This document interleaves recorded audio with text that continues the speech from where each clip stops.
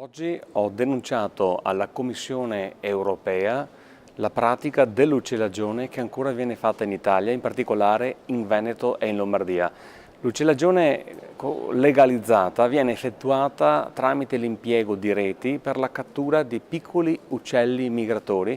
che poi vengono ingabbiati a vita e destinati ad essere utilizzati dai cacciatori nei capanni, negli appostamenti di caccia. Questa è una pratica che è vietata dalla direttiva Uccelli, una delle più antiche direttive ambientali dell'Unione Europea, perché vieta le reti da uccellagione. Vieta questo mezzo di cattura proprio perché non è selettivo, ovvero possono essere catturati anche uccelli rari o in via di estinzione. Ecco perché, oltre ad aver denunciato questa pratica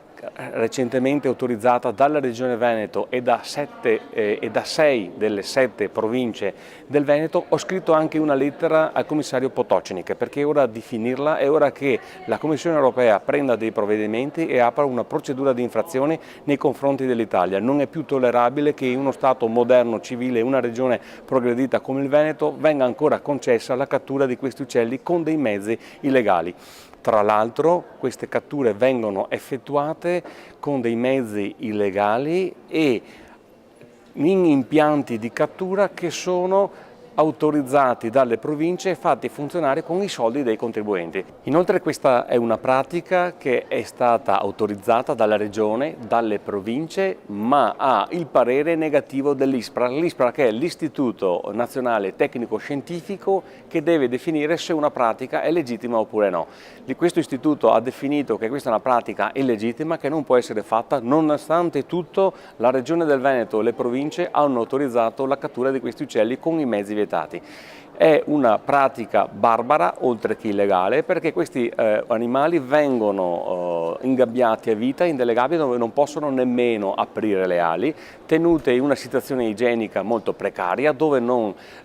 possono svolgere tutte quelle funzioni che normalmente svolgono in natura. Ecco perché ho chiesto alla Commissione europea e ho chiesto al commissario all'ambiente Potocnik di intervenire presto.